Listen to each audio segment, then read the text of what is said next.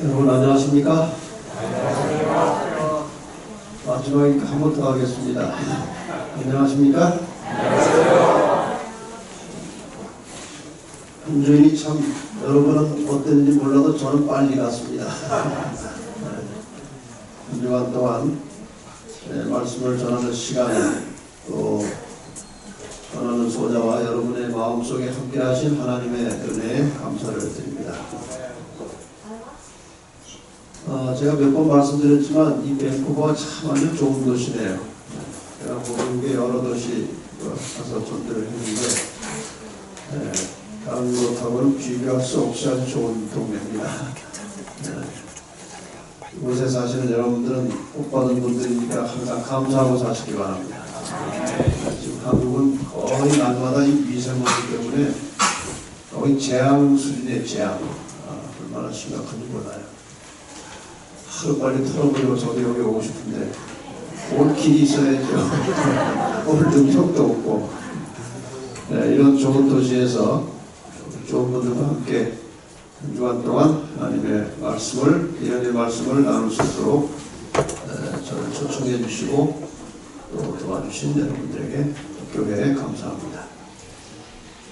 또 한 주간 동안 저녁 시간, 짧지 않은 시간에 그 긴 강의를 거의 빠지지 않고 와서 함께 들으시고 함께 은혜를 나누신 여러분들에게 감사드리고, 그 마음밭에 뿌려진 그 말씀의 씨앗이 생활 속에 열매로 나타나게 되기를 바랍니다.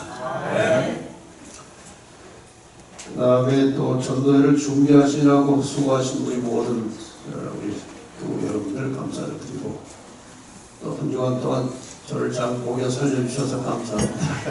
아침에 얼굴 만져보니까 조금 두꺼워진 것 같아요. 감사합니다. 오늘 마지막 시간입니다. 마지막 시간의 주제는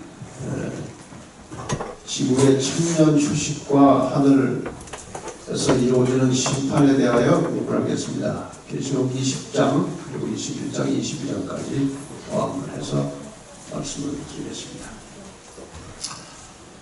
어제까지 공부하신 내용은 주로 예수님의 그 재림 때까지예요.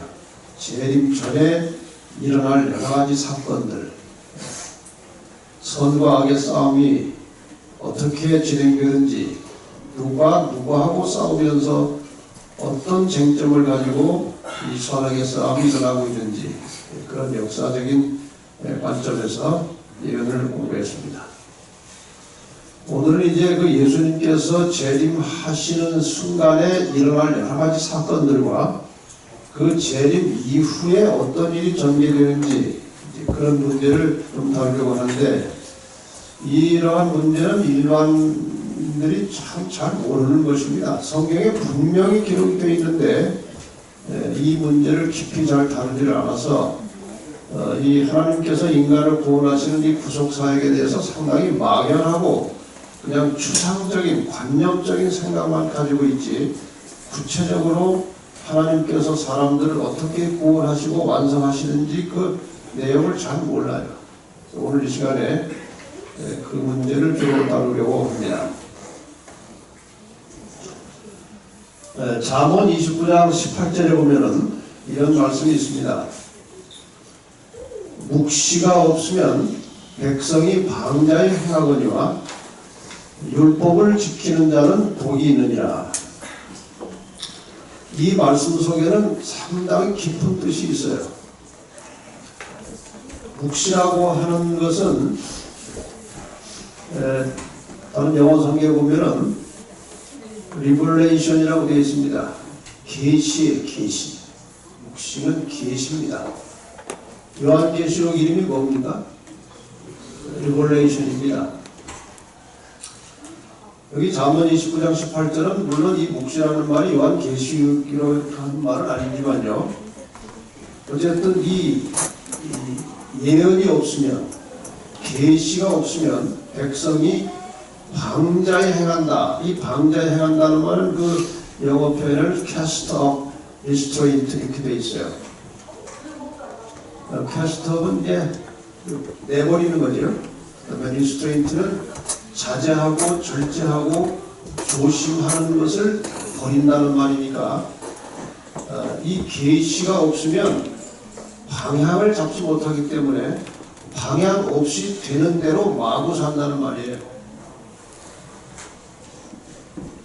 그 다음은 행하거니와 율법을 지키는 자는 복이 있다는 말은 이 계시록의 혹은 예언의 말씀, 계시의 말씀을 제대로 공부하면 그 속에서 그리스도인이 어떻게 살아야 될지, 어떤 방향으로 어떻게 가면서 무엇을 하고 살아야 될지를 깨닫게 되고 그것을 지키게 되므로 복이 있을 것이다, 그 말이에요. 그런데 오늘날 불행하게도 세상에 많은 사람들이 예수를 믿고 신앙을 하지만 이 예언의 말씀을 좀처럼 잘 공부를 하지 않습니다.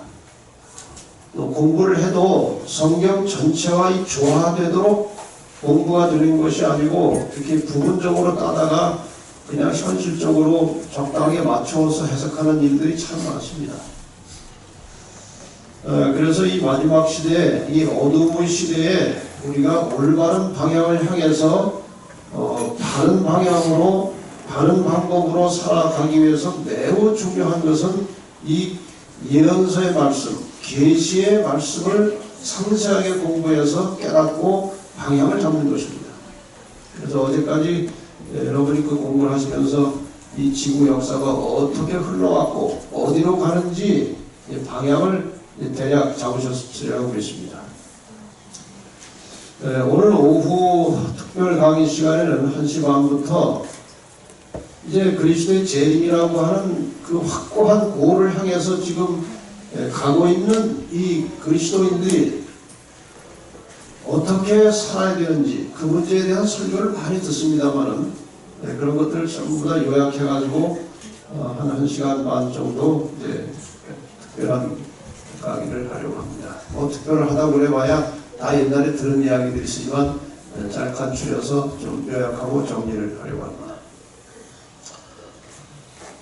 어제 우리가 요한계시록 12장을 통해서 이 세상의 역사가 선악간에 어떤 싸움을 거쳐서 여기까지 왔고 이제 앞으로 어떤 싸움이 남았는지 꽤 상세하게 공부를 하셨습니다.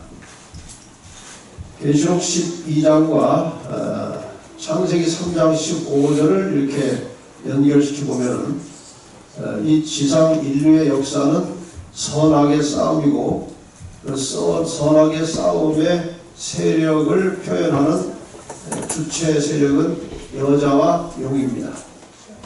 여자는 교회고 용은 사탄입니다. 세상. 계시록 12장에 보면은 이 선과 악의 싸움이 4단계로 펼쳐지는 것이 구분되어 있어요. 그래서 1단계 싸움은 하늘에서 있었는데 미가엘과 용이 싸웠고 용이 이제 하늘에서 있을 것을 얻지 못해서 쫓겨났습니다.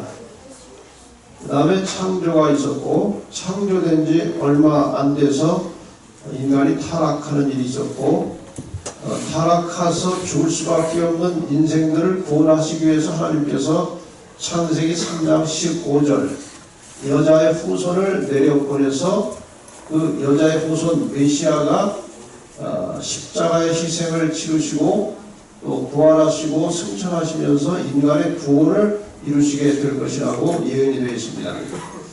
그래서 창세기 3장 15절의 예언 이후로는 이 지상의 역사는 여자와 여자의 후손 그리고 뱀과 뱀의 후손 사탄과 그의 추종자들 사이에 일어나는 싸움의 소용돌이 속에서 이 지구 역사는 진행되어 왔고 또 우리는 이 속에서 살고 있는 것입니다. 여기에서 우리는 자신의 선택과 결단에 의해서 자신의 영원한 운명을 결정하게 되는 것이 이 구속의 역사입니다. 그래서 두 번째 단계에서는 여자의 후손 예수 그리스도를 이제 사탄이 공격하는 것입니다. 사탄의 1차 공격은 예수 그리스도께서 이 땅에 태어나지 못하도록 막는 것이 1차적인 목표였습니다. 그래서 이 구약의 역사를 보면은 이 사탄이 예수를 이 땅에 탄생하지 못하도록 하는 그런 관계가 여기저기 나오는데 그 대표적인 사례 하나가 보면은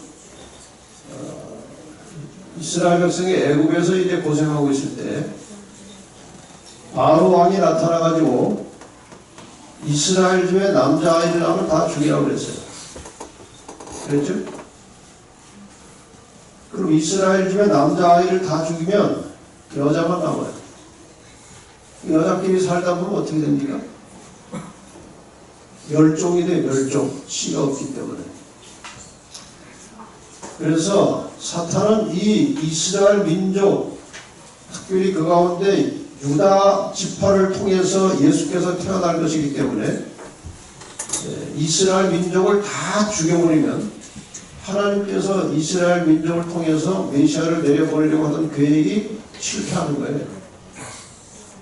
그래서 이 바로가 이 이스라엘 중에 남자아이가 나오면 다 죽이라고 한 것은 그 바로의 아이디어가 아니고 사탄의 전략입니다. 그것을 인간들이 수행하는 것 뿐이에요. 그래서 탄생하기 전부터 예수와 싸웠고 탄생한 후에 태어나자마자 이제 헤롯을 통해서 죽이려고 했고 그 사는 시간 내내 끊임없이 예수님을 쫓아다니면서 시험에 걸려서 넘어지고 범죄하여 구속 사업을 실패하도록 끊임없이 사단이 쫓아다니는데 예수님께서는 범죄하지 않으시고 끝까지 죄를 이기시고 무죄하신 중에 십자가에 돌아가심으로 인간의 죄를 대속하시는 죽음을 주게 되시는 것입니다. 근데 예수님께서 그 죄를 극복하신 것이 신성의 능력으로 하면 안 되는 거예요. 예수님께서는 인간이시면서 신이십니다. 근데 이 땅에서 적어도 그 사람이 당하는 시험을 예수님께서 다 당하셨는데 그 시험을 당하실 때는 절대로 신성을 쓰면 안 되는 겁니다. 그래서 인성으로서 죄를 극복할 수 있음을 보여주신 거예요. 그런데 예수님께서 스스로의 힘으로, 인성을 가진 스스로의 힘으로 죄를 이기신 것이 아니고 예수님도 날마다 기도하심으로 성령의 능력을 빌려서 죄를 이기신 거예요. 그게 굉장히 중요한 것입니다. 그래서 광야로 가실 때도 성령에 이끌려서 가셨다는 표현이 있고 예수님께서 행동하신 것 하나하나는 태어날 때부터 다 성령으로 이루어진 것이고 태어나신 이후에 예수님께서는 삶의 순간순간마다 성령의 능력을 빌려서 의지해서 죄를 극복하시고 이기신 거예요. 제가 어느 서울의 조그만 교회에 이제 설교를 하러 가는데 안식일 학교 시간에 이제 장로님이 이렇게 합반 공부를 해서 공부를 가르치다가 갑자기 저한테 질문을 하는 거예요. 장로님들도 목사님들 앞에 공개적으로 질문 갑자기 하시면 안 돼요. 뭐 알면 당연한 것이고 또 모를 수도 있거든요. 목사가 뭐 다 아는 게 아니니까. 어쨌든 질문을 하는데 어려운 질문을 하는 거예요. 연합회장님 대답해 주십시오. 그렇게 대답 못하면 연합회 방식이에요, 이게. 그래서 연합회 명예를 걸고 대답을 해야 되는 거예요. 근데 이분이 우리 사람이 예수님처럼 살 수 있습니까? 없습니까? 그러게. 여러분 어떻게 생각하시겠어요? 이게 없다고 해도 문제고 있다고 해도 문제예요. 그래서 제가 그 순간에 하나님이 지혜를 주셨어요. 예수님처럼 예수님만큼 기도하면 예수님처럼 살 수 있습니다. 그때 너무 계시네요. 그래도 끝났어요. 이 문제는 제가 오후에 좀 다루려고 합니다. 오후에 문제를 좀 다루겠습니다.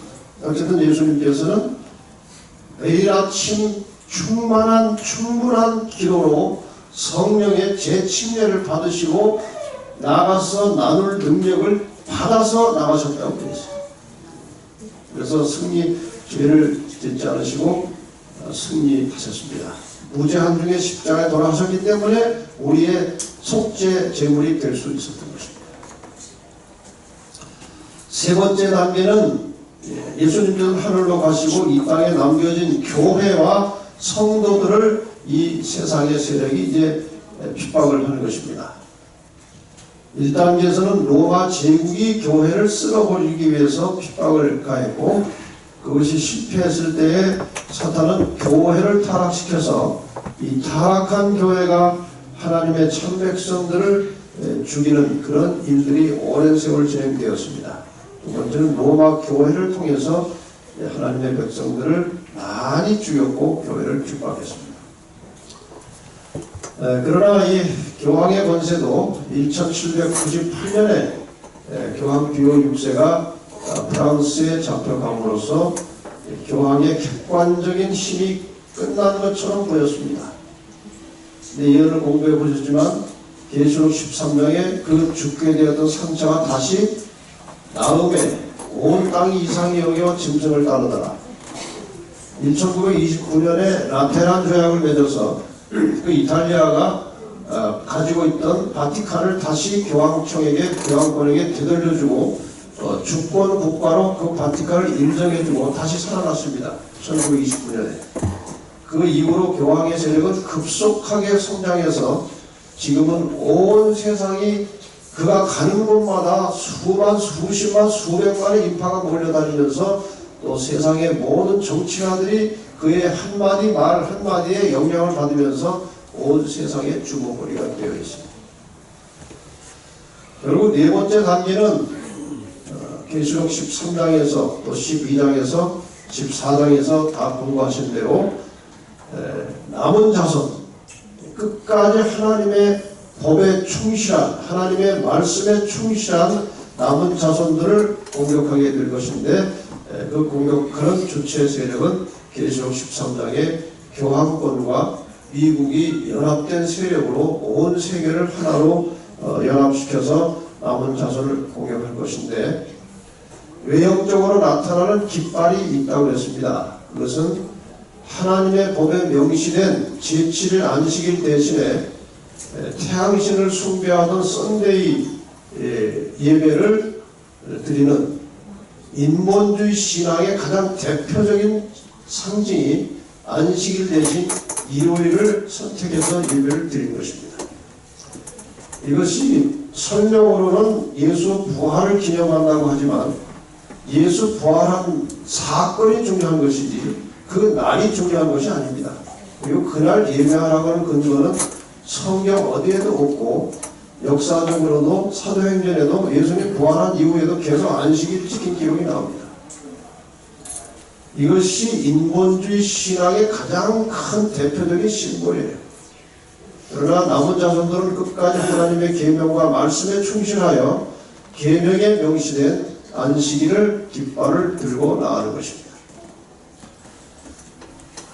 이쪽은 인간의 전통에 기초한 인본주의 신앙을 가지고 나오는 것이고, 저쪽은 하나님의 계명과 말씀에 기초한 신본주의 신앙을 가지고 이 마지막에 대충돌을 하게 될 것이고, 이 싸움이 끝나면 예수님께서 오신다고 되어 있습니다.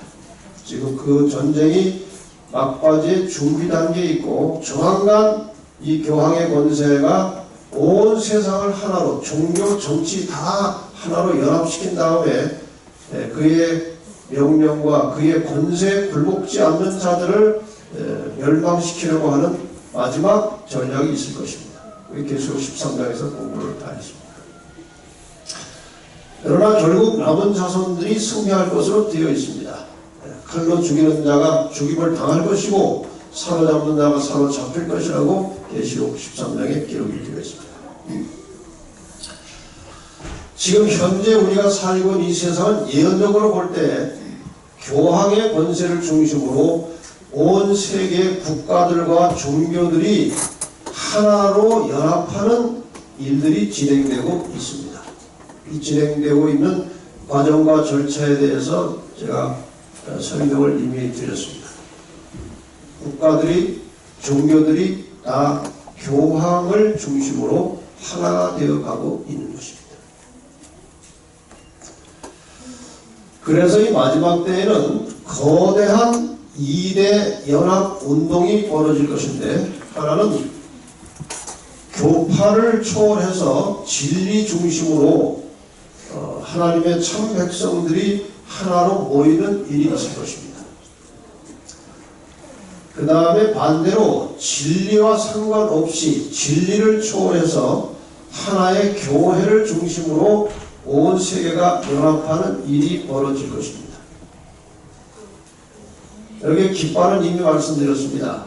한쪽의 깃발은 썬데이고 한쪽의 깃발은 안식일입니다. 이것이 마지막 하나님의 백성과 하나님을 대적하는 백성들을 가늠하는 매우 중요한 단서가 될 것입니다.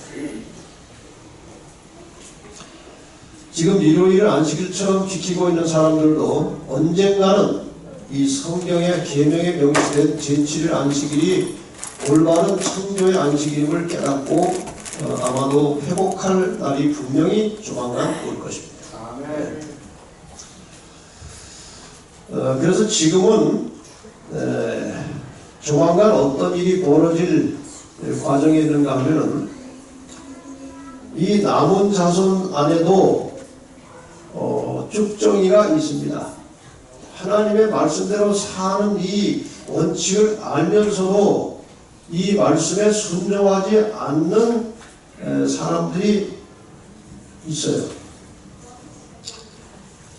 이 교회 안에 알곡이 더 많습니까? 쭉정이가 더 많습니까? 이것도 대답하기 어렵죠.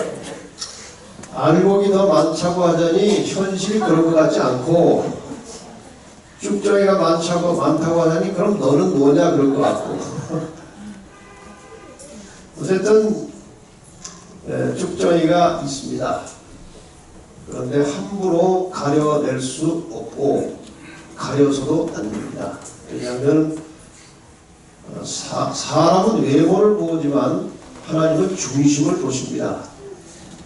겉으로 매우 경건하게 보이면서도 속으로 더 많은 죄를 품고 있는 사람이 있고, 겉으로 많은 실수를 하고 어떻게 저런 사람이냐 싶지만 속은 더 순수한 사람이 있어요. 그래서 사람은 함부로 아무도 판단할 수 없는 겁니다. 마지막에 하나님만이 올바르고 정당한 판단을 하시는 겁니다.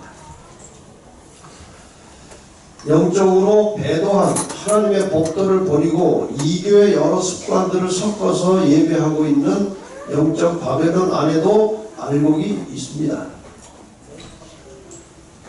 결국 이 마지막에 있어야 할 사건은 남은 자손의 쭉정이들은 떨려져 나가고 영적 바벨론의 알곡들이 이 하나님의 말씀에 신실하게 순종하는 남은 자손과 연합하여 하나가 되는 것이 이제 마지막 과정이에요. 그래서 쭉정이는 나가고 알곡은 돌아오고, 이 분리 작업이 끝나면 예수님이 재림하셔서 데려갈 사람들이 확정되는 것입니다. 그러면 예수님께서 오시는 거예요. 이렇게 끝나고 나면 계시록 22장 11절의 말씀이 성취가 된 것입니다. 불의를 하는 자는 그대로 불의를 하고 더러운 자는 그대로 더럽고, 의로운 자는 그대로 의를 행하고 거룩한 자는 그대로 거룩되게 하라. 이 명령과 함께 구원이 확정된 자들은 더 이상 타락할 가능성이 없고, 멸망이 확정된 자들은 회심하여 돌아올 수 있는 길이 없는 거예요. 운명이 다 여기서 끝나버리는 것입니다. 이렇게 해서 나누어지게 되면 이 나누어짐에 상당히 중요한 역할을 하게 될 사건이 있는데, 그것은 썬데이 로우예요. 13장 공부할 때 말씀드렸습니다. 결국 이 교황의 권세가 온 세상의 정치와 종교, 온 세계의 모든 나라와 족속들을 자신에게 굴복시키는 방편으로 내놓을 것이 무엇인가 하면은 썬데이 로우, 일요일을 강제로 휴업시켜서 일요일에 하나님을 예배하도록 하고, 그 결과로 교황의 권세로 바꿔놓은 일요일의 예배함으로 그 자체를 통해서 교황권에게 굴복시키는 것이 마지막 목표입니다. 그래서 이것은 역사적으로 매우 중요한 사건으로 우리에게 다가올 것입니다. 지금 이 준비는 물밑에서 매우 신속하게 진행되고 있는데 아마도 아직 세계적인 여건이 준비가 안 돼가지고 지금 지연될 뿐이지 이 사건은 반드시 옵니다. 이렇게 해서 이 일요일 썬데이 로우에 의해서 하나님의 계명대로 법대로 사는 사람들에게는 이 생명의 위협을 받을 정도로 격렬한 박해가 올 것입니다. 목숨과 바꿔야 될 정도로 심한 박해가 올 것인데, 그렇게 되면은 이 허물 이름만 교회에 걸고 있던 쭉정이들은 그 박해에 의해서 다 떨어져 나갑니다.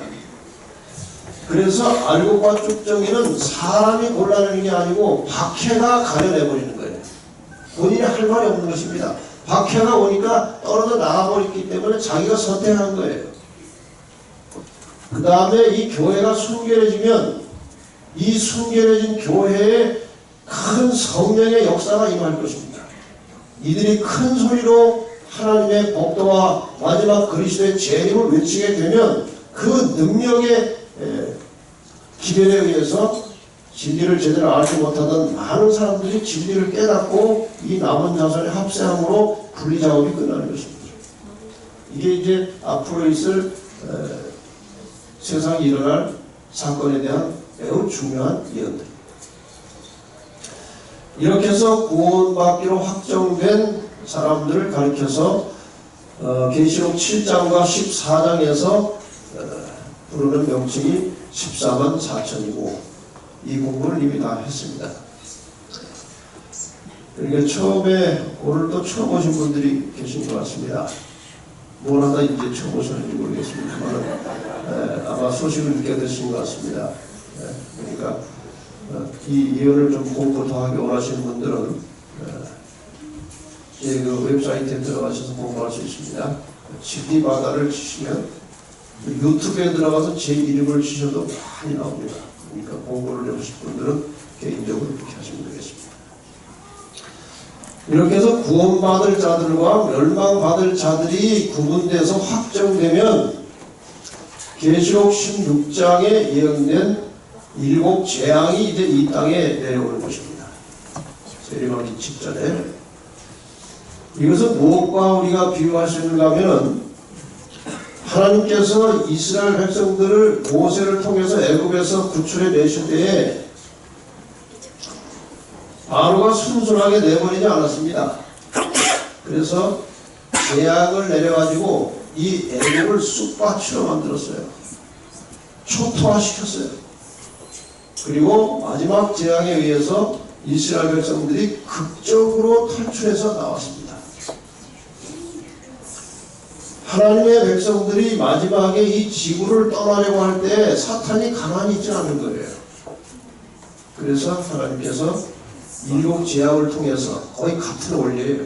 7 재앙을 통해서 이 지구에 있는 것들을 완전히 초토화시킨 다음에 마지막 순간에 극적으로 그 백성들을 구출해서 올라가는 사건이 예수의 재림이에요. 7 재앙은 일일이 다 상세하게 설명할 수가 없습니다. 그리고 설명하기도 쉽지 않습니다. 그 재앙 이름만 딱 나오기 때문에 어떤 현상을 어떻게 퍼져나갈지 잘 몰라요. 그래서 일단 내용만 소개하겠습니다. 첫 번째 재앙은 악하고 독한 헌대라고 했어요. 종기가 나오는 것인데 이때 내가 구원을 받았는지 안 받았는지 이제 확인이 되는 거예요. 합격했는지 불합격했는지 이 재앙이 내릴 때 이제 구분이 되는 거예요. 이 재앙이 내릴 때 종기가 났다. 교회를 다녔는데 종기가 났다. 그러면 그러니까 안 되는 거예요. 종기는 이 7 재앙은 악인들에게 영향을 주는 것입니다. 그 다음에 바다가 피가 되는 재앙이 2번째 재앙인데 바다가 피가 됐을 경우에 우리가 그 미치는 영향을 상상해 볼 수 있어요. 지금 오늘날 지구상에서 사람들이 필요로 하는 산소의 70%가 바다의 플랑크톤에서 생성이 돼서 나온다고 합니다. 그러면은 바다가 필요하다면은 그런 바다 속의 플랑크톤이 다 죽으면은 아마 산소가 부족해가지고 많은 사람들이 고통을 받지 않을까, 그런 예측을 할 수가 있습니다. 세 번째 재앙은 강과 물의 근원이 피가 된다고 했습니다. 다시 말하면은 식수가 피가 되는 거예요. 이것은 이 지구상의 이 세상의 죄악 세력이 많은 성도들의 피를 흘렸기 때문에 피를 마시게 하는 재앙으로 해석이 됩니다. 어쨌든 그런데 글쎄요, 그것도 우리 한번 상상하고 예측할 수 있어요. 구원받은 성도들의 집에 가서 수도를 틀면은 맑은 물이 나오는데 악인들의 집에 가서 수도를 틀면은 피가 나온다. 이게 지금 식수가 피가 되는 거거든요. 그러면 또 아마 그 악인들이 그 하나님 백성 집에 물들어 또 올지 모르겠다. 어쨌든 우리가 그냥 재미있는 상상을 하지만 어쨌든 실상은 잘 몰라요. 지금 물의 근원이 피가 되는 거예요. 네 번째 재앙은 해가 뜨거워지는데 어느 정도 뜨거워지느냐? 사람을 태울 만큼 뜨겁다고 했습니다. 이 해가 뭐 35도 40도 되면요 정말 견디기가 어렵습니다. 경험해 보셨는지 모르겠지만 밴쿠버는 너무 기후가 좋아가지고 여러분이 덴마스를 못 보신 것 같아요. 굉장합니다. 한국은 요새 막 35도도 올라와요. 37도도 올라와요. 이렇게 뜨겁다가 갑자기 그 해가 빛을 잃고 흑암이 옵니다. 아마 그 뜨거워서 팽창된 물질 세계에 갑자기 흑암과 함께 추위가 오면은 엄청난 그 변화가 일어나겠죠. 여섯 번째 재앙은 이제 이름이 재앙 이름으로 나오지 않고 아마겟돈 전쟁이 준비되는 상황이 설명되어 있어요. 아마겟돈 전쟁이. 근데 어떤 사람이 이 아마겟돈 전쟁이 참 어려우니까 그냥 우스갯말로 아마 겟돈 전쟁인가 보다 그래요.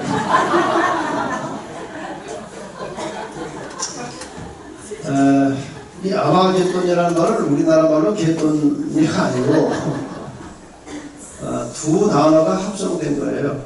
하르라고 하는 말과 무깃도라는 말이 합성해서 하르 무깃도가 합쳐져서 아마겟돈이라는 단어가 만들어졌는데, 이 하르라고 하는 말은 산들이라는 뜻이고 무깃도는 지역 이름이에요.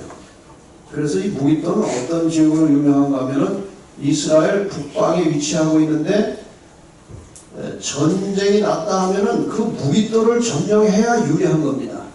그래서 고대로부터 이 무깃도는 전쟁의 요충지로 알려져 있어요. 그러니까 무깃도는 그 이름 자체가 전쟁의 상징이에요. 그래서 이 아마겟돈 전쟁이라고 하는 것은 이 지상 역사의 마지막에 일어날 선과 악 사이에 일어날 영적이면서도 실제적인 전쟁을 가리켜서 아마겟돈 전쟁이라고 하는 거예요. 이게 그동안 오랜 세월 동안 계속되어 온 선악의 싸움의 마지막 단계입니다. 마지막 전쟁입니다. 이 전쟁에서 악의 세력은 이 땅에 조금 남아있는 하나님의 백성들을 싹 쓸어서 죽이려고 하는 거예요. 이런 전쟁입니다. 이런 전쟁을 하게 된 배경 중에 하나가 이 재앙이 악인들에게만 내리고 의인들에게 임하지 않는 것입니다. 그래서 악인들은 생각하기를 의인들을 다 죽여버리면 재앙이 끝날 것이다, 이렇게 생각한다고 했습니다. 그래서 핍박을 죽이려고 전쟁을 하는 거예요. 일곱째 재앙을 그저 계시로 기록된 그대로로 표현하면 되었다라고 하는 소리와 함께 큰 지진이 나고 하늘에서 큰 우박이 떨어지면서 이제 마지막 전쟁이 터진 것입니다. 그러니까 이 상황에서 그리스도인들은 궁지에 몰려서 거의 죽음에 가까이 간 거예요. 다 죽이려고 하는 것입니다. 세상의 모든 세력들이. 이러한 아주 위급하고 다급한 상황이 될 때에 하늘이 열리고 하늘에서 예수님께서 재림하신 거예요. 아멘. 그러니까 우리가 흔히 재림하면은 아주 두려운 생각이 들어요. 두려운 생각. 하늘이 열리고 천군 천사들과 예수님께서 오시면은 막 산들이 막 무너지고 이렇게 해서 무시무시한 생각이 드는데, 실제 이런 재앙이 연속되다가 마지막에 하나님의 백성들이 거의 죽음의 위협에 처했을 그 순간에 하늘에서 예수님이 나타나시기 때문에 절대로 재림은 두려운 사건이 아니고 그건 정말 구세주가 나타나는 것입니다. 죽음의 위협 속에서 나를 살리기 위해서 구세주가 나타나는 사건이기 때문에 재림이야말로 정말 감격적인 사건이 되는 거예요. 한 그 영감적인 기록에 의하면 그 당시 상황을 이렇게 묘사하고 있습니다. 하늘에서 하나님의 음성이 들리고 예수님께서 재림하실 날짜와 시간이 선포되고 하나님의 백성들에게 영원한 언약이 주어진다. 가장 큰 뇌성처럼 하나님의 음성은 온 땅에 들린다. 하나님의 백성들은 서서 그들의 눈을 미를 향하여 주목하고 귀를 기울인다. 그들의 얼굴은 하나님의 영광으로 환하여지고 마치 모세가 시내산에서 내려올 때와 같이 빛난다. 악인들은 그들을 쳐다볼 수 없다. 안식일을 하나님의 법과 하나님의 계명을 존중하여 거룩히 지킨 사람들은 그들에게, 하나님을 존경한 사람들에게 축복이 선고될 때에 큰 승리의 함성이 일어난다. 곧 사람의 손바닥 반만한 작은 검은 구름이 동쪽에서 나타난다. 그것은 그리스도를 두르고 있는 구름인데 멀리서는 어둠에 둘러싸인 것처럼 보인다. 하나님의 백성들은 그것이 인자의 징조임을 깨닫는다. 그들은 엄숙한 침묵 속에서 그 구름이 땅으로 점점 가까워짐을 주목한다. 그 구름은 점점 밝아지고 영광스럽게 되어 마침내 커다란 흰 구름이 되는데 그 아래는 타는 불과 같이 광명한 빛이 있고 그 위에는 언약의 무지개가 있다. 예수님께서는 강한 정복자처럼 구름을 타고 오신다. 왕으로 임하신 것입니다. 예수님께서 초림하실 때는 초라한 인간의 모습으로 왔습니다. 고운 풍채도 없고 모양도 없고 흠모할 만한 아무 매력적인 모습이 없는 아주 평범하고 초라한 인간의 모습으로 오셨어요. 왜 그렇게 오셨습니까? 왜 좀 이렇게 멋진, 보통 사람보다 키가 한 50cm 더 크고 풍채 좋은 장군으로 오시지 않고 왜 그렇게 초라하게 오셨어요? 그렇게 오셔야 성경에 예언된 메시아에 대해서 자신이 가진 번색이 나오는 거예요. 번색이. 구약 성경에 예수 그리스도에 대해서 많은 예언이 있었어요. 특히 이사야서의 그분의 모습에 대해서 나와요. 고난받는 모습. 근데 사람들이 변질돼가지고 인간적이고 육적인 메시아를 고대한 것입니다. 변질된 신앙을 가지고 있어요. 변질된 신앙의 눈으로는 메시아를 알아볼 수 없는 거예요. 그래서 자기들의 번색이 다 나오는 거예요. 그러나 마지막에 오실 때는, 재림하실 때는 왕으로 임하십니다. 찬란하고 영광스러운 왕의 모습으로 이 땅에 내려온 것입니다. 이 재림하는 장면을 그냥 이렇게 무슨 영상으로 이렇게 꾸며볼 것인데,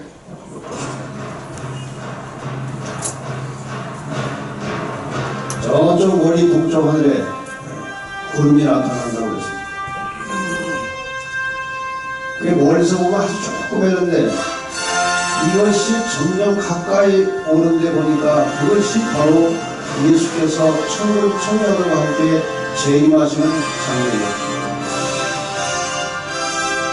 악인들은 놀라움으로 두려움으로 저 광경을 보게 될 것입니다.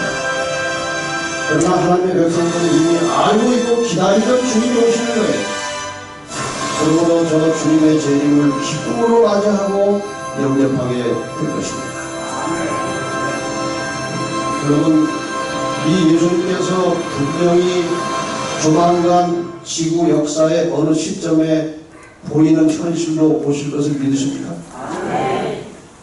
확실하게 믿으십니까? 안 믿어도 오십니다. 노아 홍수 때 많은 사람들이 홍수를 믿지 않았지만 홍수는 왔어요. 오늘날 많은 사람들이 재림을 믿지 않습니다. 그런 사건이 어떻게 가능하냐? 그러나 그분은 약속대로 오실 것입니다. 우리가 하나님의 세계를 너무 인간적인 차원에서 해석하면 큰 실수하는 겁니다. 성경에 기록된 하나님의 말씀은 인간들의 상식과 지식과 믿음에 상관없이 성취되는 것입니다. 그러므로 이것을 믿고 사실로 깨닫고 기다리는 자들이 복을 받는 거예요. 이번에 제가 많은 믿을 수 없는 사실들을 말씀을 드렸는데, 그 믿을 수 없는 사실이지만 성경에 기록된 하나님의 말씀이기 때문에 믿는 자에게 복이 있다고 말씀하셨어요. 이렇게 예수님께서 하늘에서 내려오시는 그 순간에, 그 시간에 이 지상에서 어떤 일이 일어날 것인지에 대하여 성경에 몇 가지 중요한 코멘트가 있습니다.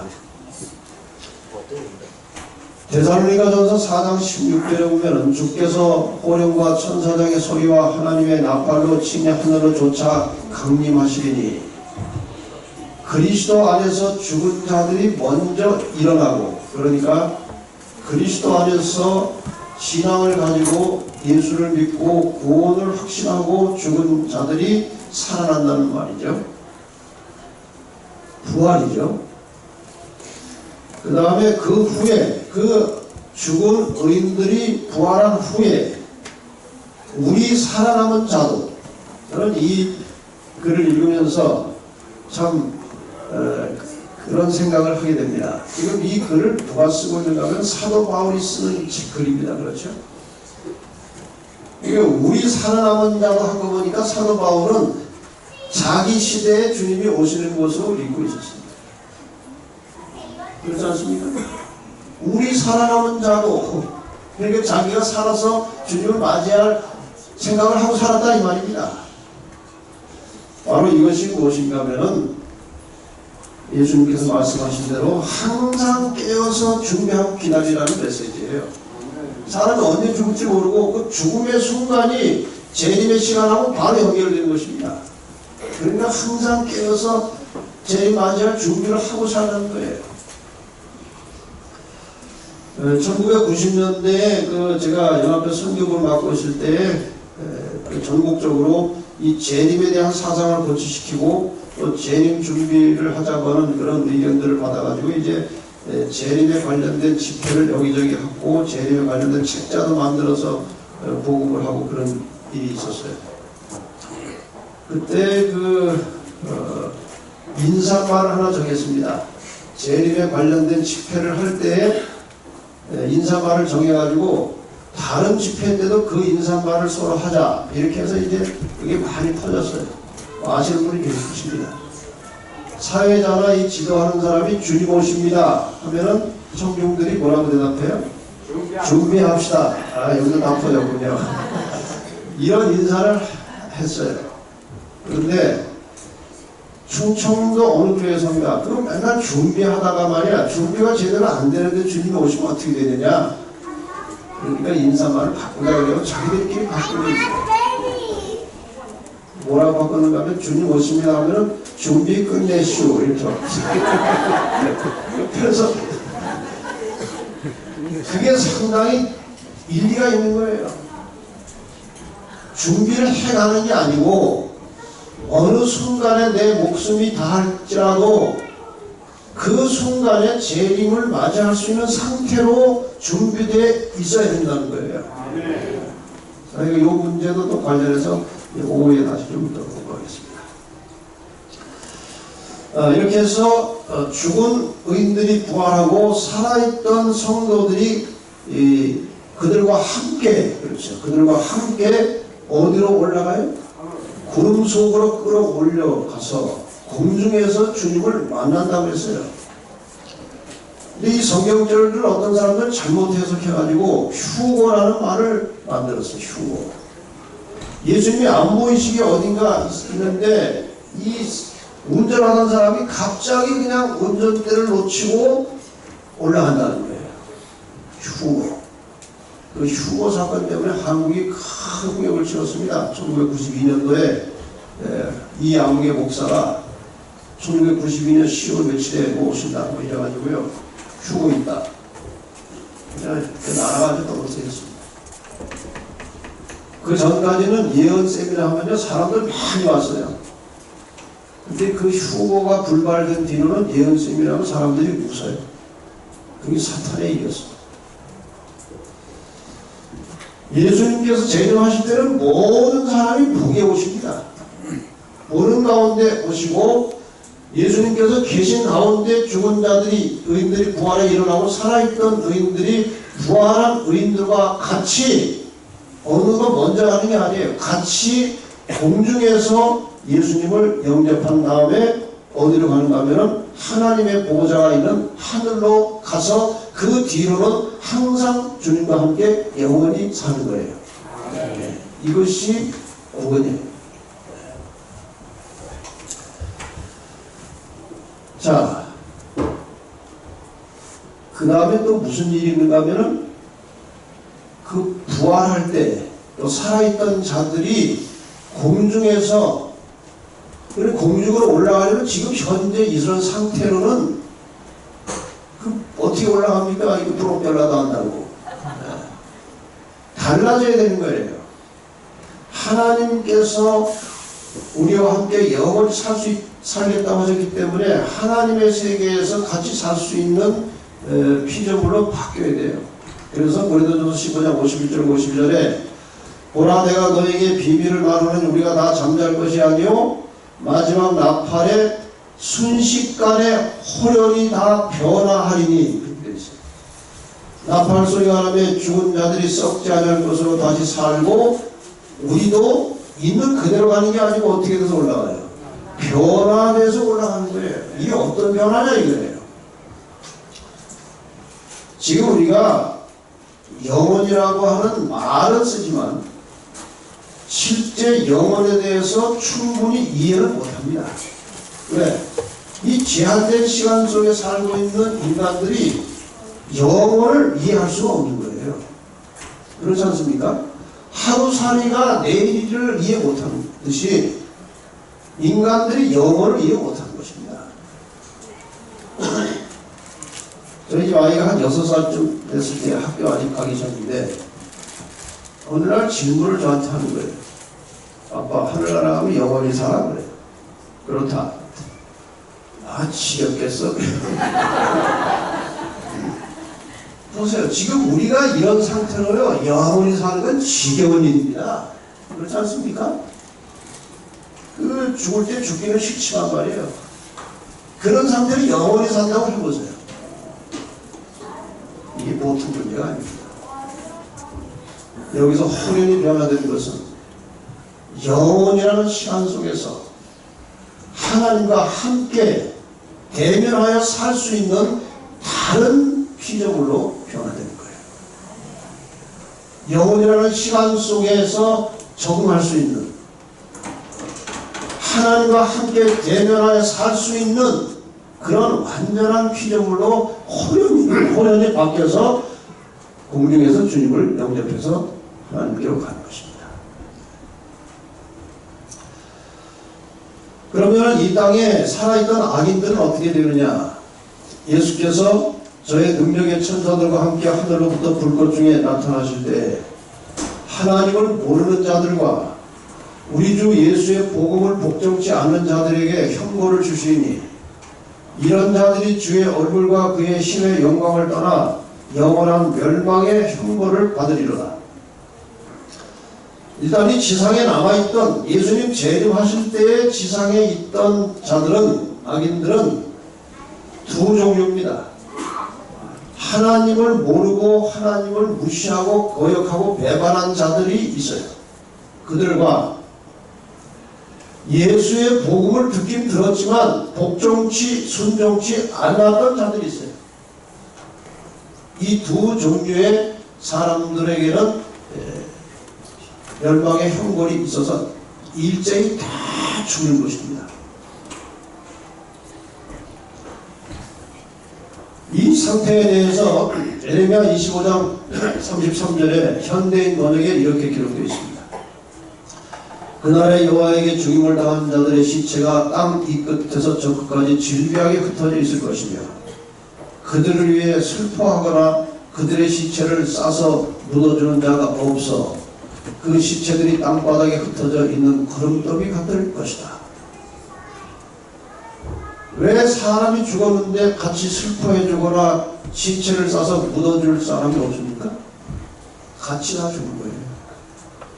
그래서 이런 상태가 오는 것입니다.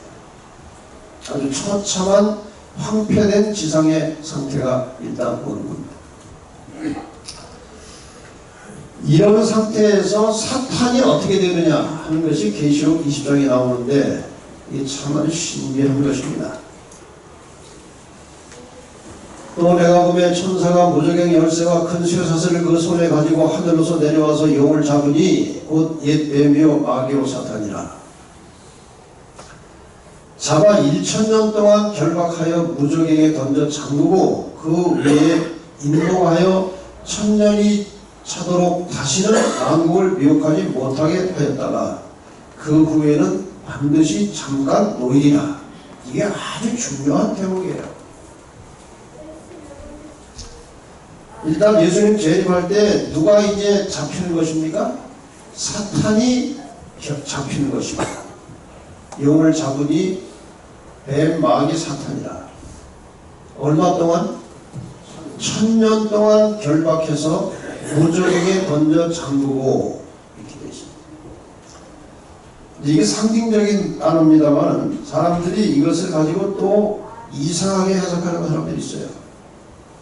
하나님께서 사탄을 쇠사슬로 이렇게 묶어가지고 저 깊은 굴 속에 무저갱 속에 던져서 그 위를 봉해 놓는다. 이렇게 해요. 사탄은 쇠사슬에 결박해서 묶여있을 존재가 아니에요. 귀신만 들려도 말이에요. 귀신. 사탄의 영이 휘어잡은 사로잡은 귀신만 들려도 묶어놓은 줄을 끊어버립니다. 그런데 사탄이 그런데 묶여서 있을 존재가 아니에요. 이거는 상징적인 것입니다. 무슨 상징인가? 이 지구상에 의인들은 다 구원받아서 하늘로 가고 악인들은 사단이 미혹하던 악인들은 다 죽었어요. 혼자 남은 것입니다. 이 지구상에 오할 데 없이 혼자 남아있는 그 상태가 곧 결박된 상태라고 표현한 거예요. 굴 속에 들어가 있을 필요가 없어요. 나와봐야 아무것도 없는데 뭐 굴에서 나오죠. 그러니까 이것은 사탄이 이 지구상에 1000년 동안 홀로 남아있는 상태를 상징하는 거예요. 그런데 문제는 1000년이 끝난 후에는 반드시 잠깐 놓이겠다 그랬어요. 영원히 놓이는 게 아니고 잠깐 놓이겠다는 말에 대한 설명이 나중에 나옵니다. 그래서 예수님께서 재림하실 때 일어날 중요한 사건들은 죽은 의인의 부활과 그 다음에 살아있던 악인들이 그들과 함께 하늘로 올라가서 주님을 영접하여 하늘로 가는 것이고 악인들은 멸망당하고 사탄이 결박되어 이 지구상에 홀로 갇혀있다. 그런 사건들이에요. 1000년이라고 하는 기간이 이제 거기서 시작된 것입니다. 어떤 성경학자들이 꽤 오래전에 이 1000년은 예수님 재림 전에 있을 것이다. 이렇게 예언했던 사람들이 많아요. 전혀 있을 수 없는 일입니다. 어떻게 해서 예수님께서도 오시지 않았는데 이 땅에 복천년이 오는가? 그건 절대 불가능합니다. 요즘에는 이제 그 설이 서서히 자취를 다 감췄어요. 재림 후에 1000년이 있는 것입니다. 이 1000년 동안에 어떤 일들이 벌어질 것이냐. 계시록 20장 4절로 6절에 이 1000년기 동안에 구원받은 성도들과 하늘의 장면이 간단하게 나옵니다. 자세하게는 나오지 않지만 사도 요한이 계시 가운데 하늘에 구원받은 성도들을 이제 둔 겁니다. 내가 보좌들을 보니 거기에 앉은 자들이 있어 심판하는 권세를 받았더라. 또 내가 보니 예수의 증거와 하나님의 말씀을 인하여 목배임을 받은 자의 영혼들과 또 짐승과 그의 우상에게 경배하지도 아니하고 이마와 손에 그의 표를 받지도 아니한 자들이 살아서 그리스도로 더불어 1000년 동안 왕노릇하니 이는 첫째 부활이라. 다시 말하면 예수님께서 재림하실 때에 일어난 의인들의 부활을 첫째 부활이라고 하는 거예요. 이 첫째 부활이라는 말이 나온다는 것은 둘째 부활이 있다는 것을 전제로 하는 것입니다. 나중에 다시 또 설명드리겠습니다. 근데 구원받아서 하늘에 있는 자들에 대해서 두 부류를 설명하고 있어요. 예수의 증거와 하나님의 말씀을 인하여 목배임을 받은 자의 영혼들과, 이 번역이 아주 이게 제대로 안 되는 것입니다. 그 영혼이 아니에요. 이게 무슨 뭐 이상하게 존재하는 그런 영혼이 아니고, 이 성경에 영혼이라고 번역된 말들 중에 많은 단어는 그냥 인격체를 가진 사람으로 번역해야 될 것들이 많아요. 그런데 이 영혼 불멸을 믿는 사람들이 이것을 전부 다 영혼으로 번역해 놓은 것입니다. 그래서 사람들이 혼란이 온 거예요. 다 지금 구원을 받아가지고 산 육체가 혼연이 변화되어서 하나님께 갔어요. 그런데 여기 영혼이라고 하는 것은 맞지 않는 것입니다. 그래서 앞에 있는 이것은 어떤 형태든지 순교를 했든지 자연적으로 수완이 나서 죽었든지 간에 죽었다가 부활하여 구원받은 성도들과 그 말이에요.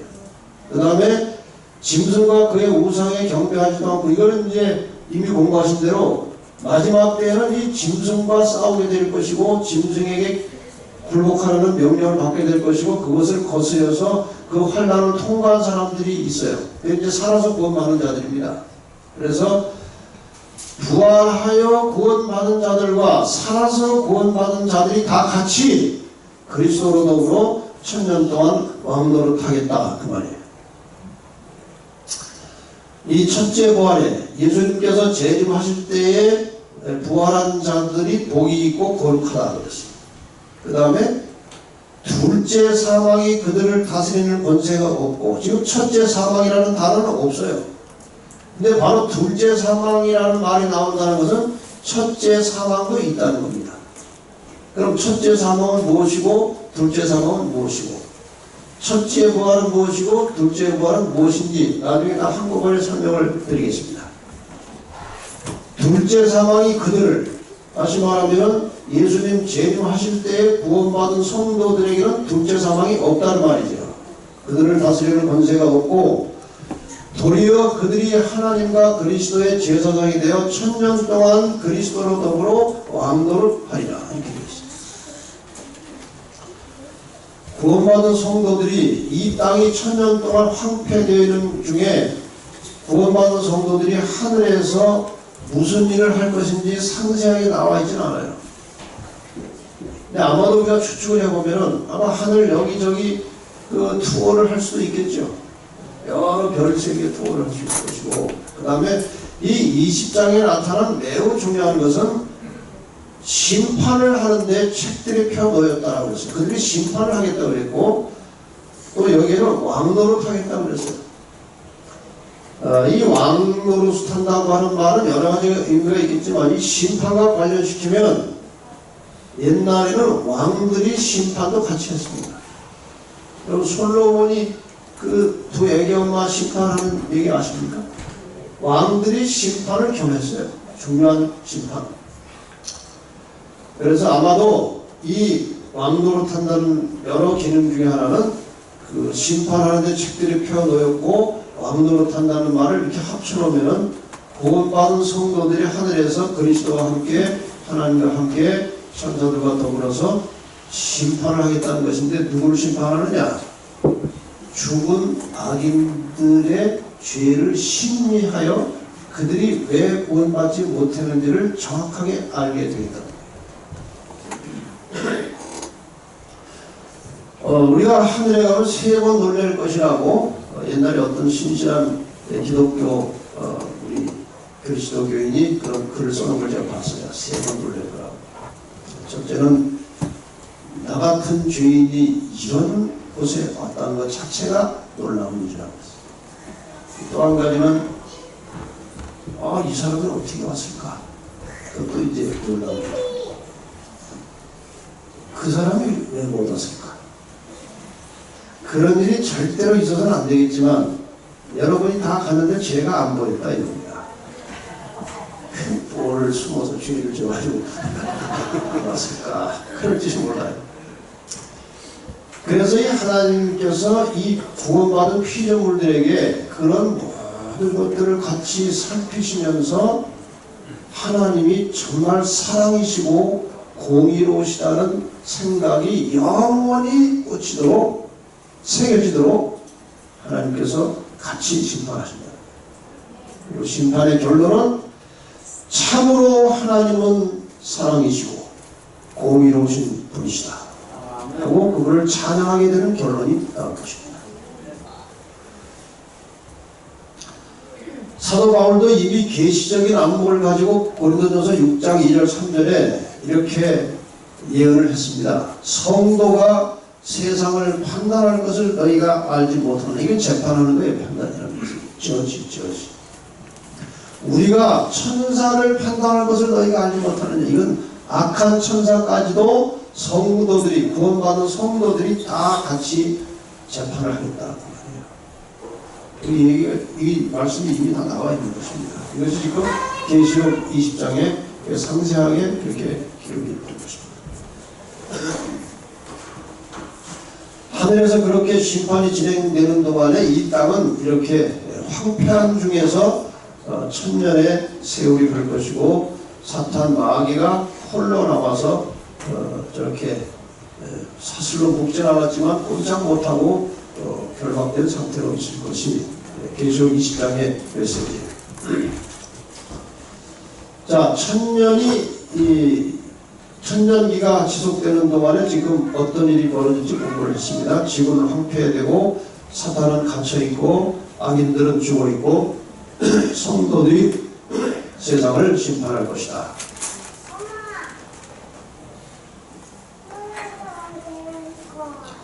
자, 이제 천년이 다 찼습니다. 천년이 끝난 후에 어떤 일들이 벌어질 것이냐.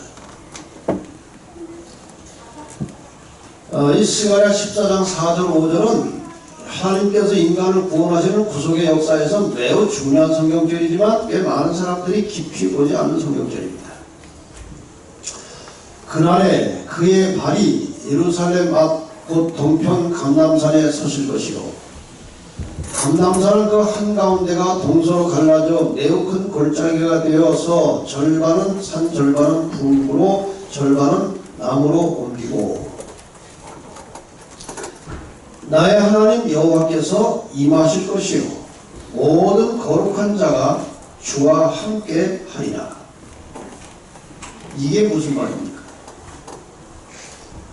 여기 그날은 성경의 앞뒤 문맥을 다 연결해서 해석하면 천년이 다 찬 다음입니다. 하늘에서 천년이 찬 다음에 나의 하나님 여호와께서 임하시겠고 모든 거룩한 자가 주와 함께하리라고 하는 것은 하늘의 모든 존재들, 영적인 존재들, 하나님, 예수님, 성령님, 천사들, 구원받은 성도들, 거기 있던 24장로들 전부 다 이 땅으로 내려오겠다는 것입니다. 그런데 그때는 발이 땅에 닿는 것이에요.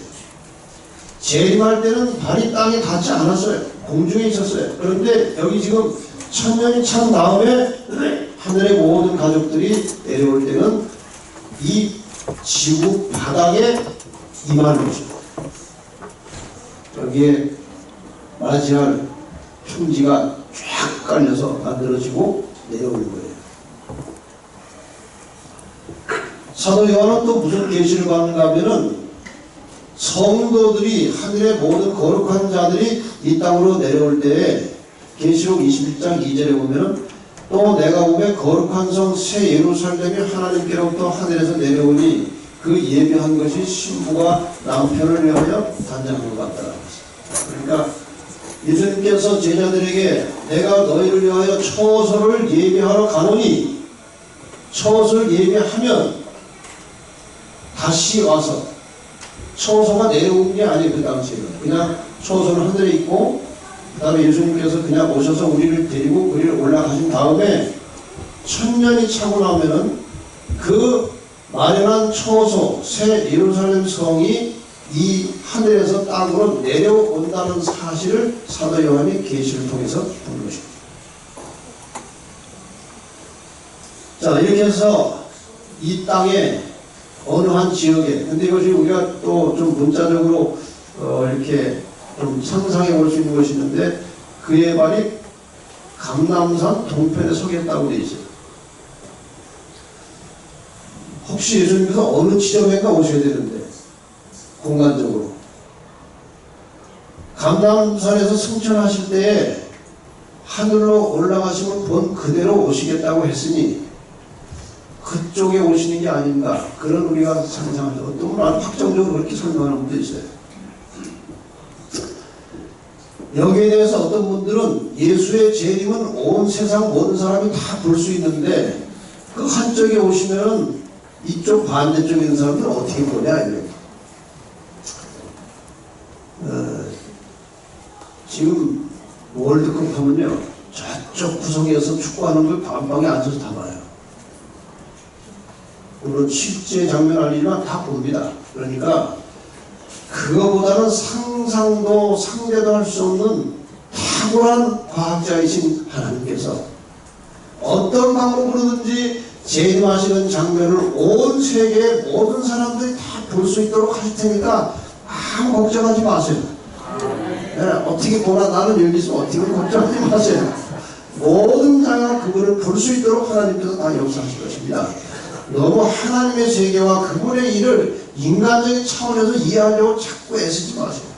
하나님이 그렇게 한다 그러면 이해가 안 가도 아 그렇습니까? 예 알았습니다. 그렇게 하시면 돼요. 사람의 말은 목사의 말은 그러면 안 되지만 하나님의 말씀은 그렇게 믿으셔도 아무 지장이 없어요. 그렇게 다 내려왔습니다. 천년이 참에 사단이 그 옥에서 놓여 나와서 땅의 사방 백성 곧 곡과 마곡을 미혹하고 모아 싸움을 붙이니 그 수가 바다 모래 같으리라. 이게 또 아주 어려운 성경절이죠. 사탄이 놓여 나왔다는 말은 무슨 말입니까? 이제 할 일이 생긴 것입니다. 아까 갇혔다는 것은 홀로 있어서 아무것도 할 일이 없었다는 것이고 옥에서 놓여 나왔다는 것은 할 일이 생긴 거예요. 나와서 땅의 사방 백성 곧 곡과 마곡을 미혹하고 곡과 마곡이 도대체 뭐냐 이거예요.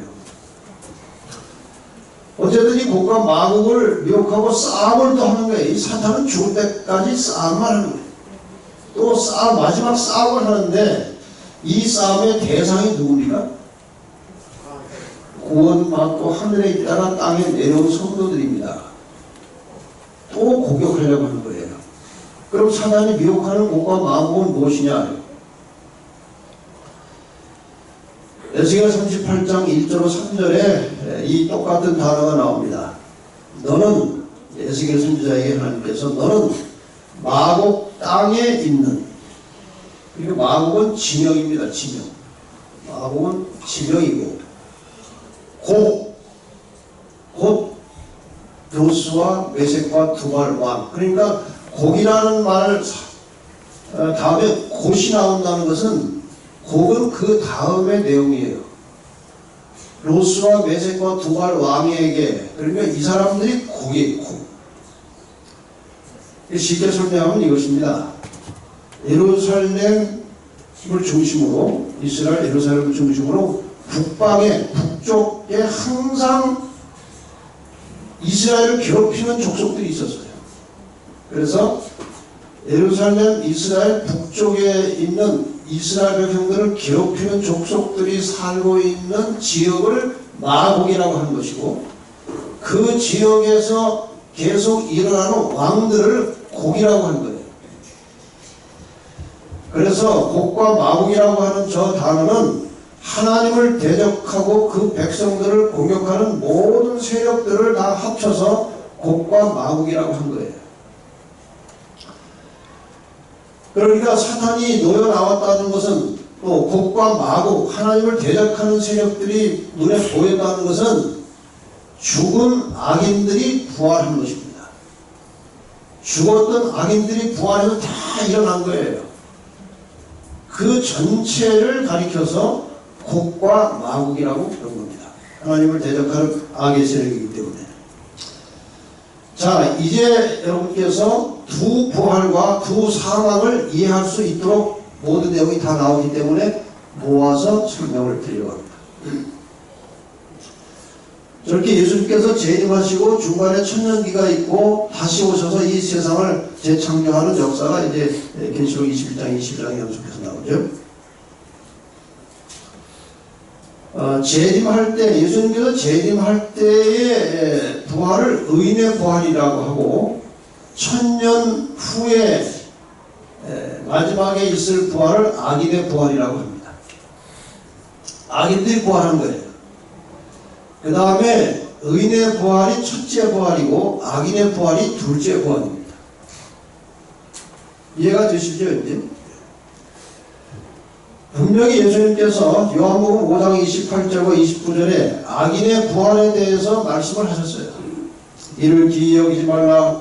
무덤 속에 있는 자가 다 그의 음성을 들을 때고나니 선한 일을 행한 자는 생명의 부활로, 악한 일을 행한 자는 심판의 부활로 나오리라.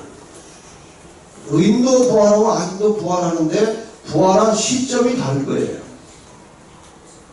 의인들은 영원한 생명을 얻기 위해서 부활하는 것이고, 악인들은 하늘에서 천년 동안 재판한 것에 대해서 그 재판 결과대로 심판을 집행받기 위해서 살아난 거예요. 그래서 첫째 부활과 둘째 부활이 있는 것입니다. 그리고 첫째 부활을 생명의 부활이라고 하고, 요한복음에 나온 말씀대로 둘째 부활을 심판의 부활이라고 하는 것입니다. 그러면 첫째 사망과 둘째 사망은 무엇이냐? 예수님 오시기 전에, 또 예수님 재림하실 때에 죽은 모든 사망이 첫째 사망이에요.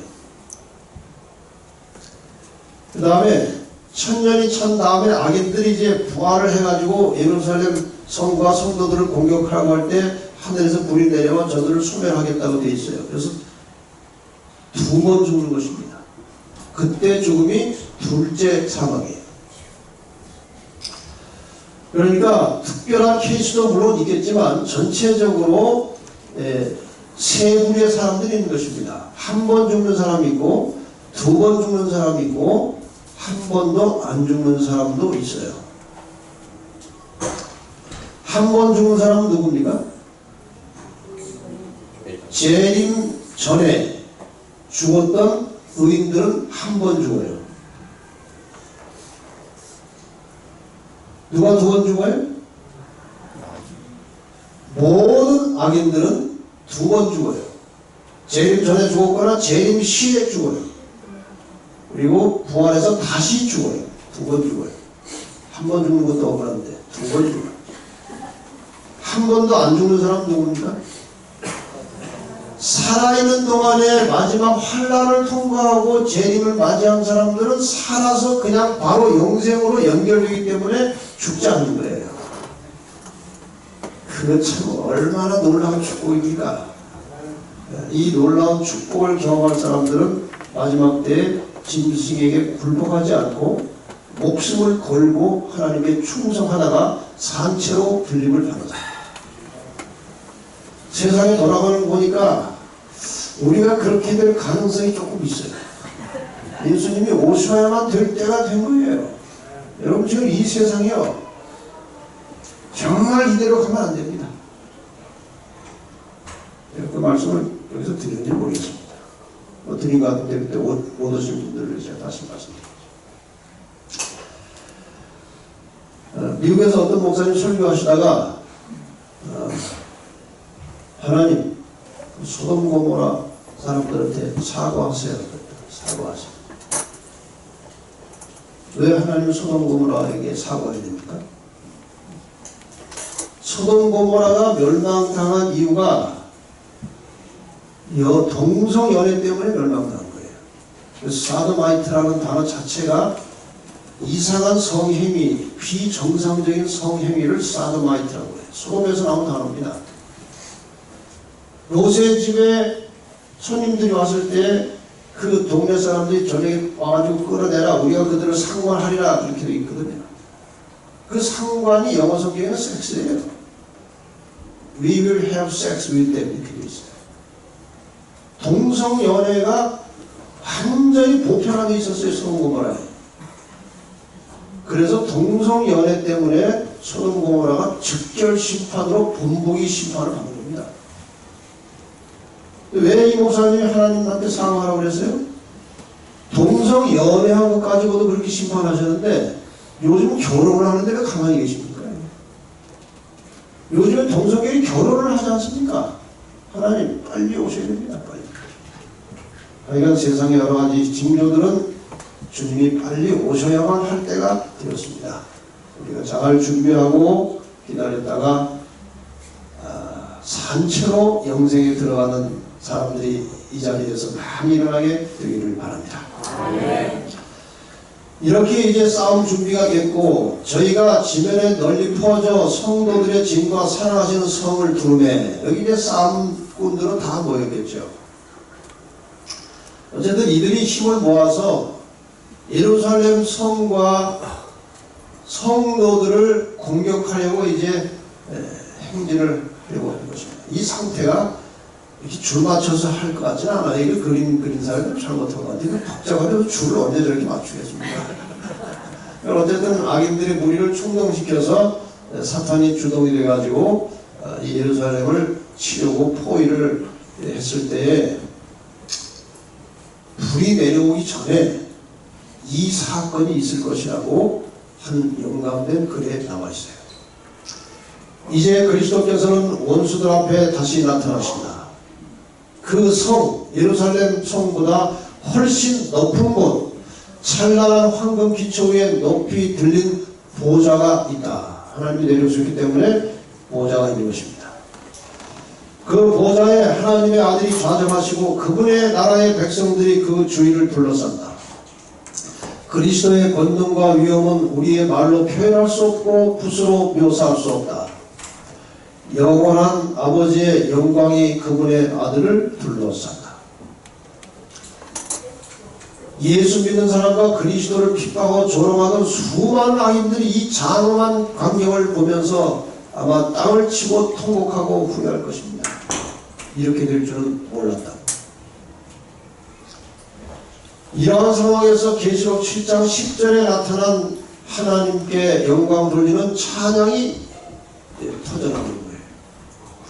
그때 가사할 찬양이지만 미리 예행 연습을 우리가 한번 해보십시다. 7장 10절 제가 하얀 글씨 먼저 읽으면 노란 글씨를 다 같이 읽겠습니다.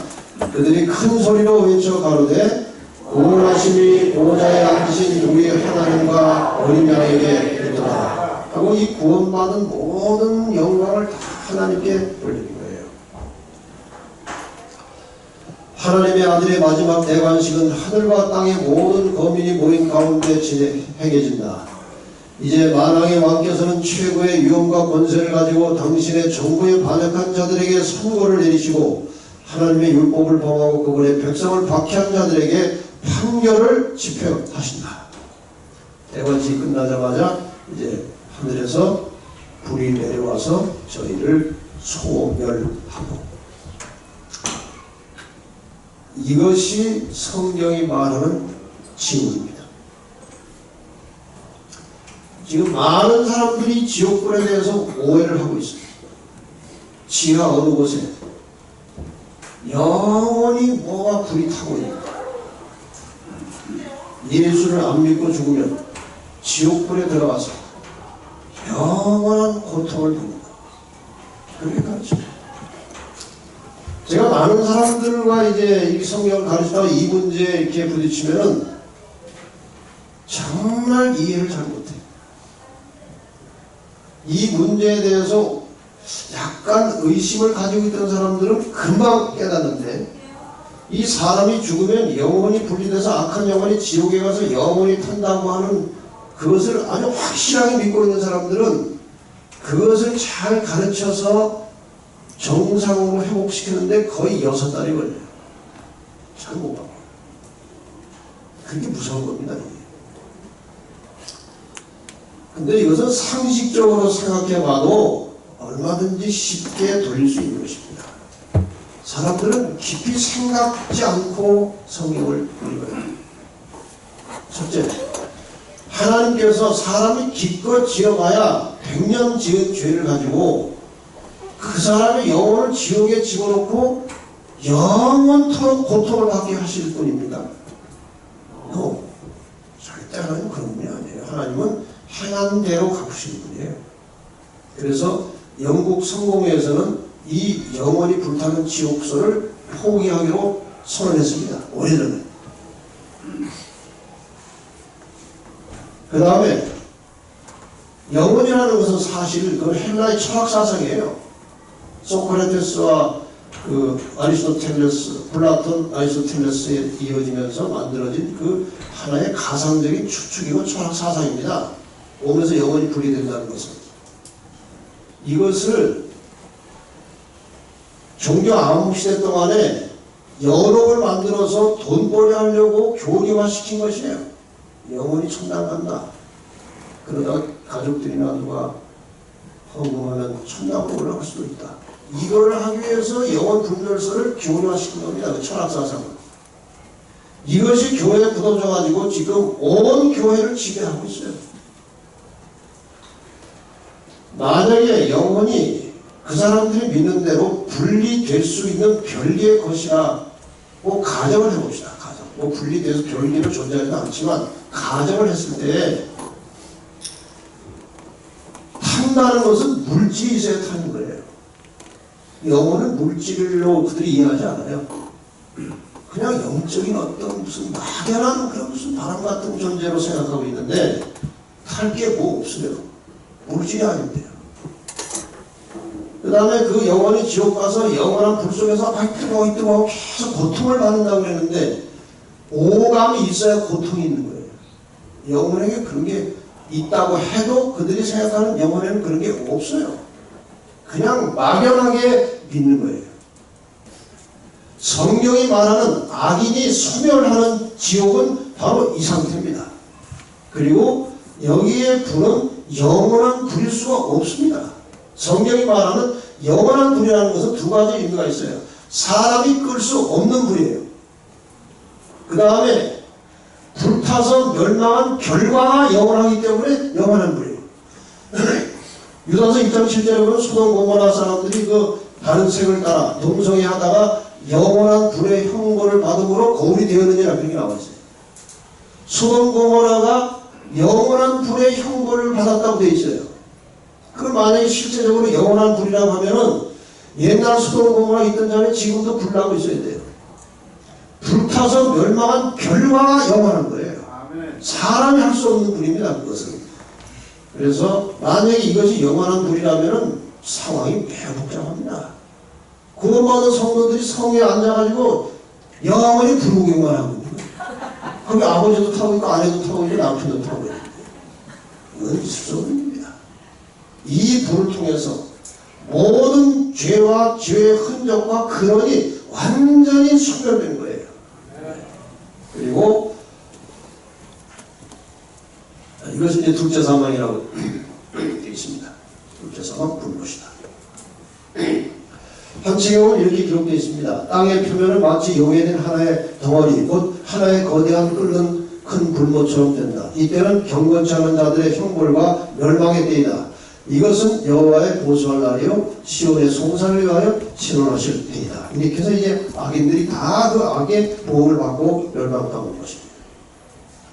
이렇게 해서 죄와 죄의 결과와 흔적이 완전히 소멸된 이 상태에서 하나님께서 이 지구를 순간적으로 재창조하신 것입니다. 또 내가 새 하늘과 새 땅을 보니 계시 가운데 처음 하늘과 처음 땅이 없어졌고 바다도 다시 있지 않더라. 그러니까 처음 하늘과 처음 땅은 태초에 성경 창세기에 나오는 태초에 하나님이 천지를 창조하시니라 그렇게 만들어진 세상이 처음 하늘과 처음 땅입니다. 그런데 이것이 죄악으로 물들어져 가지고 천년기 이후에 하늘에서 불이 내려서 완전히 그것들을 소멸한 다음에 하나님께서 재창조하신 그 세계가 새 하늘과 새 땅이에요. 바다도 다시 있지 않다라는 말은 이것을 어떻게 해석해야 될지 사람들이 조금 헷갈려요. 왜냐하면 처음에 하나님께서 지구를 창조하셨을 때 바다가 있었습니다. 그러면 이 재창조가 원래의 천지 창조를 재현한 것이라면 바다도 사실 있어야 정상인데 아마도 사도 요한이 계시를 기록할 당시에 밤모섬에 앉아가지고 맨날 바닷물만 보고 지겨워서 아주 죽을 지경인데 그래서 바다가 아주 싫어진 것 같아요. 그래서 새하늘과 새 땅에는 바다가 없으면 좋겠다. 그런 사도 요한의 소망인지도 모르겠어요. 어쨌든 궁금하시면은 구원 받읍시다. 구원 받자. 그 다음에 계시록 21장 5절에 하늘에 선포가 올립니다. 보좌에 앉으신 이가 가라사대 보라 내가 만물을 새롭게 하노라. 모든 만물과 인간들을 새롭게 하시는 것입니다. 하나님이 자기를 사랑하는 자들을 위하여 예비하신 모든 것은 눈으로 보지 못하고 귀로도 듣지 못하고 사람의 마음으로도 생각지 못했던 것들이다. 사람의 언어는 의인들이 받을 상급을 묘사하기에 적합하지 않다. 그것은 오직 바라보는 사람들만이 깨닫게 될 것이다. 유한한 사람으로서는 아무도 하나님의 낙원의 영광을 깨달을 수 없다. 깨달으려면 어떻게 해야 돼요? 가봐야 돼요. 오직 한 가지 기념물은 남게 된다. 우리 구주께서 십자가의 표를 영원히 언제나 간직하실 것이다. 그분의 상하신 머리와 옆구리와 손발에는 죄가 빚어놓은 잔인한 유일한 흔적이 남게 된다. 갈바리에서 상한 흔적은 영원한 시대를 통하여 주님께 대한 찬양을 불러일으키고 그분의 능력을 말해줄 것이다. 예수님께서 이 지구를 구원하기 위해서 내려오셔서 당하신 상처와 흔적은 영원토록 간직하신다고 했습니다. 그래서 예수 그리스도는 인간과 영원토록 끊을 수 없는 관계를 맺고 사십니다. 여기 하나님께서 사람을 구원하시는 사랑의 신비한 원리예요. 천년기가 끝난 다음에 일어날 사건들은 하늘의 가족들이 지구로 이사 올 것이고 새 예루살렘 성이 내려올 것이고 죽은 악인들이 부활할 것이고 예루살렘을 악인들이 공격하고 악인들이 유황불로 소멸되는 이런 사건들이 벌어질 것이고 마지막에 새 하늘과 새 땅을 하나님께서 재창조하시는 것으로 끝납니다. 이제 이 상태에서 또 하늘에서 보좌에서 음성이 들립니다. 이 기절을 우리 다 같이 읽겠습니다. 시작. 내가 들으니 보좌에서 큰 음성이 나서 가로되 보라 하나님의 장막이 사람들과 함께 있음에 하나님이 저희와 함께 거하시니 저희는 하나님의 백성이 되고 하나님은 친히 저희와 함께 계셔서 모든 공고를 그들에서 지키시매 다시 사망이 없고 애통하는 것이나 곡하는 것이나 아픈 것이 다시 있지 아니하리니 처음 것들이 다 지나갔습니다. 이 소리를 우리가 다 들어야 되지 않겠습니까? 하늘 보좌에서 나오는 이 소리를 우리가 들으면서 하나님께 영원한 감사의 찬양을 드리게 될 것입니다. 이 간단한 그림 속에 아담이 범죄한 이후에 아벨의 죽음 이후로 시작된 이 지상의 구속의 역사가 이 그림 속에 다 들어 있습니다. 구속의 역사가 다 끝났습니다. 대쟁투는 끝났다. 죄와 죄인들은 없어졌다. 온 우주는 깨끗해졌다. 오직 조화와 기쁨의 맥박만이 온 우주의 만물을 통하여 호동한다. 생명과 빛과 환희가 만물을 창조하신 분에게서 끝없이 넓은 우주로 퍼져나간다. 가장 작은 원자로부터 가장 큰 세계에 이르기까지 만물은 생물계와 무생물계를 막론하고 조금 더 흠이 없는 아름다움과 완전한 기쁨으로 하나님은 사랑이시라고 선포한다. 그래서 인간을 사랑하시는 하나님께서 죽을 죄인을 구원하시고 구속하시는 구속의 계획이 다 완성이 되고 우리는 이 지구상에서 하나님과 천사들과 구원받는 성도들이 영원히 살게 되는 것이 구속의 역사의 시나리오예요. 구원은 막연한 추상이 아니에요. 그냥 생각 속에 관념 속에 왔다 갔다 하는 게 아니고 구체적으로 실제적으로 현실에서 이렇게 이루어질 것을 하나님께서 다 보여주신 것입니다. 예언을 통해서 우리는 이 모든 것들을 확신하게 되었습니다.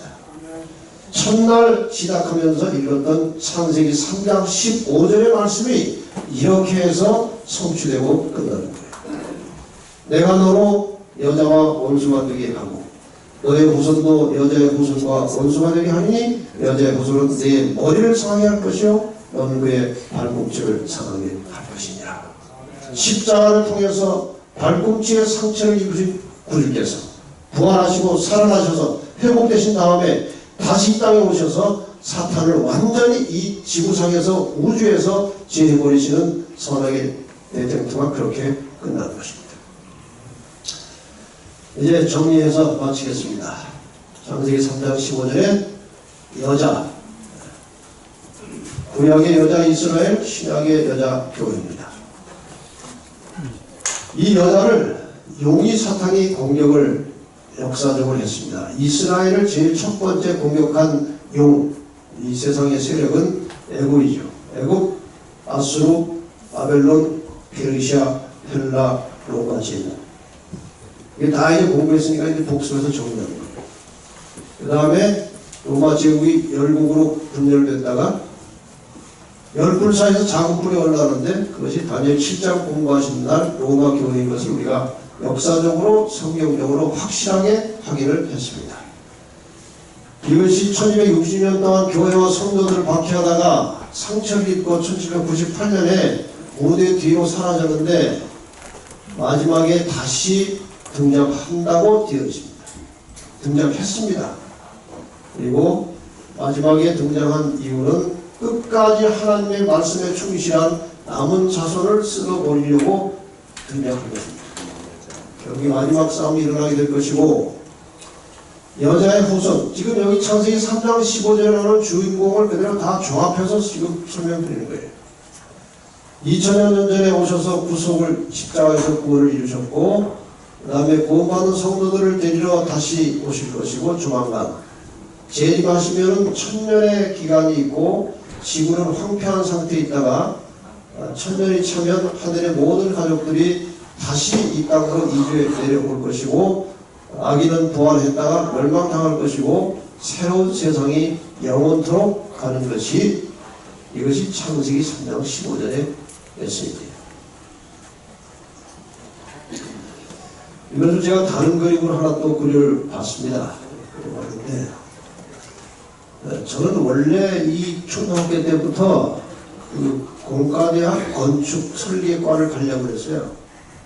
초등학교 때부터. 그래도 고등학교 2학년 때에 제가 성경 공부하다가 이렇게 마음이 바뀌어가지고 이제 신학으로 바꿨는데 제가 얼마 전에 가만히 생각해 보니까 집을 건물을 설계할 일을 하나님께서 바꿔가지고 복음을 설계하게 하신 것 같아요. 근데 이런 걸 보면 내가 이 자꾸 그림으로 그리고 싶어가지고 설계를 하는 겁니다. 설계를. 이 설계를 이렇게 할 수 있어요. 하나님께서 창조하신 후에 인간은 영원히 살도록 되어 있었습니다. 그런데 인간이 타락함으로 영원이라는 시간을 벗어나서 지금 공회전을 하고 있는 게 헛바퀴를 돌고 있는 것입니다. 하나님께서 보실 때 이 시간은 죽은 시간이고 신학적으로 표현하면 비존재 이런 헛바퀴 시간이 지금 돌고 있어요. 이 헛바퀴 시간의 역사 속에서 홍수 심판이 있었고 바벨탑 반역이 있었고 아브라함을 선택하셔서 이스라엘 민족을 이루시고 이스라엘 민족의 혈통을 통해서 예수께서 출임하셨고 제자들이 초기 교회를 이제 만들었고 교회가 세속화되었다가 이게 종교 암흑시대로 퍼졌고 종교 개혁이 일어나가지고 수많은 개신교들이 탄생했습니다. 개신교 역시 타락의 길을 걷게 되었고 끝까지 하나님의 말씀에 충실한 남은 교회가 탄생하게 되었고 이 남은 교회를 마지막으로 박해하기 위해서 교황의 권세가 다시 살아났습니다. 종교 암흑시대를 지배했던 교황의 권세가 다시 살아났고 이 마지막 싸움의 결말은 이제 예수님의 재림으로 끝납니다. 그리고 1000년의 시간이 흐를 것이고 재창조로 지구 역사가 끝납니다. 이것을 한마디로 하면 타락하기 전에 원래 상태로 되돌아가는 회복이라는 한 글자로 표현할 수 있어요. 회복입니다. 회복. 그리고 지금 우리는 저 시점에서 선악의 마지막 싸움을 대비하여 지금 준비하고 있는 중입니다. 회복입니다. 제가 오늘 아침에 이제 들썩이다가 다시 한번 이런 설계를 해봅니다. 회복이 뭐냐? 이사야 58장에 하나님께서 회복이 무엇인지를 이렇게 가르쳐 주십니다. 나의 기뻐하는 금식은 이렇게 말씀하신 다음에 주인 자에게 내 식물을 나눠주며 유리하는 빗물을 내 집에 들이며 벗은 자를 보면 입히며 또 내 권력을 피하여 스스로 숨지 아니하는 것이 내가 기뻐하는 금식이다 이렇게 말씀하셨습니다. 58장에 계속해서 보면 또 안식일에 내 발을 금하여 내 성일에 오락을 하지 말고 안식일을 즐거운 날이라 존귀한 날이라 해서 이 날을 존귀하게 보내라는 것입니다. 우리가 하나님의 율법, 하나님의 계명을 두 가지로 표현하면 하나님을 사랑하라, 이웃을 사랑하라예요. 하나님을 사랑하는 구체적인 표현은 그분을 나의 창조주로 인정하는 것입니다. 그게 하나님을 사랑하는 매우 중요한 신앙 고백이에요. 그리고 그분의 말씀에 순종하는 것이고 그 창조주 하나님을 경배하고 예배하는 가장 정당한 시간은 제7일 창조의 기념일 안식일입니다. 그래서 하나님께서는 이 타락한 인간이 하나님과의 관계를 회복하는 일에 있어서 안식일을 다시 회복할 것을 요청하는 것입니다. 이웃 사랑하라. 그건 말이 아니고 감정이 아니에요. 구체적으로 내 가진 것들을 사람들에게 나눠주고 희생하는 것입니다. 이것이 사랑이에요. 그래서 결국 회복이라고 하는 것은 나와 하나님 사이에 이 깨어진 관계를 다시 연결하는 것인데 회복시키는 것인데 그것은 하나님의 말씀에 대한 순종과 안식일로 구체화되는 것입니다. 그래서 예언 속에 계속해서 계명이라고 안식일이라는 거예요. 어떤 분들은 이걸 아주 싫어해요. 자기하고 맞지 않으니까. 그리고 성경을 볼 때 자기 현재 입장을 자꾸 비추지 말고 진리냐 아니냐 사실이냐 아니냐를 따져가지고 그게 옳으면 순종해야 되는 거예요. 그게 믿음이에요. 나와 이웃 사이에 깨어진 관계를 어떻게 회복하느냐 사랑하라는데 이것은 대접을 받고자 하는 데는 대접하는 것입니다. 이 문제를 이제 오후에 또 같이 하려고 하는 것입니다. 결국 우리는 이 날이 오늘 하루가 우리에게 허용될 수 있는 마지막 날인 것처럼 경계하고 일하고 기도하라는 것입니다. 내가 언제 죽을지 모르고 오늘 내 생명이 끝이라면 다른 사람을 미워할 수가 없는 것입니다. 다 정리를 해야 됩니다. 저 내일 죽을지도 모르는 이웃을 내가 미워하면 안 되는 것입니다. 그래서 오늘이 나에게 마지막 날인 것처럼 그렇게 살아가는 것이 재림을 준비하고 기다리는 거예요. 너희가 어찌하여 양식 가진 것을 위하여 은을 달아주며 배부르게 못할 것을 위하여 수고하느냐. 왜 그렇게 헛일을 하고 다니느냐 이거예요. 왜 네 마음대로 그렇게 사느냐 이거예요. 나를 청정하라. 내 말대로 좀 살아달라는 거예요. 그리하면 너희가 좋은 것을 먹을 것이며 너희 마음이 기름진 것으로 즐거움을 얻으리라. 여러분, 이제 정식 강의는 다 마쳤습니다. 일주일 동안 저도 저녁마다 상당한 시간 강의를 했고 여러분도 앉아서 다 들으셨어요. 그렇다면 적어도 이 집회가 끝나고 나면 여러분의 생활 속에 뭔가 변화가 한 가지씩은 있어야 된다. 최소한도. 여러분 이렇게 오셔가지고 여기 와서 세미나 시작하기 전이나 끝나고 나서나 똑같이 살면 이게 뭡니까? 아무것도 안 됩니다. 이번 기간 동안에 여러분이 방향을 확실하게 보셨어요.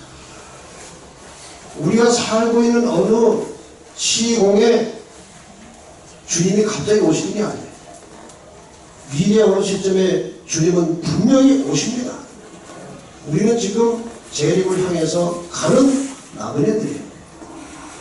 재림을 향해서 가는 나그네로서 오늘을 어떻게 살아야 될 것인가. 저 재림의 날에 주님을 만나기 위해서 내가 지금 무엇을 하고 살아야 되느냐 이거. 여러분의 인생의 방향을 다시 한번 재림으로 확정하시고 고정하셔서 재림을 향해서 행진하고 전진하는 재림 나그네로서 주님을 맞이하기 위한 날마다의 준비를 하면서 행복하고 건강하게 사시다가 주님을 만나시길 바랍니다. 이제 다 일어나셔서 한 기쁨의 땅에서 이 찬양을 하고 마치겠습니다. 찬미가 304장이 되겠습니다. 304장 친구에게 말씀하신 목사님 기도해 주시겠습니다.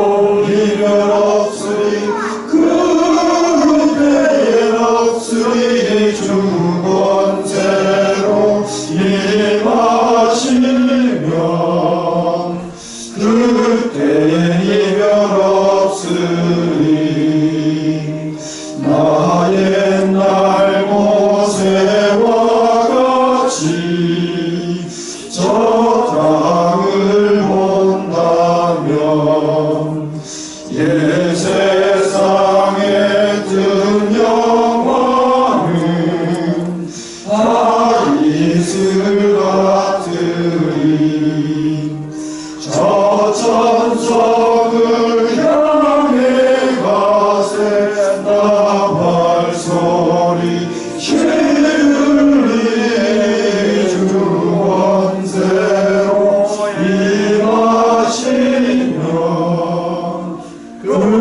그때엔 이별 없겠네.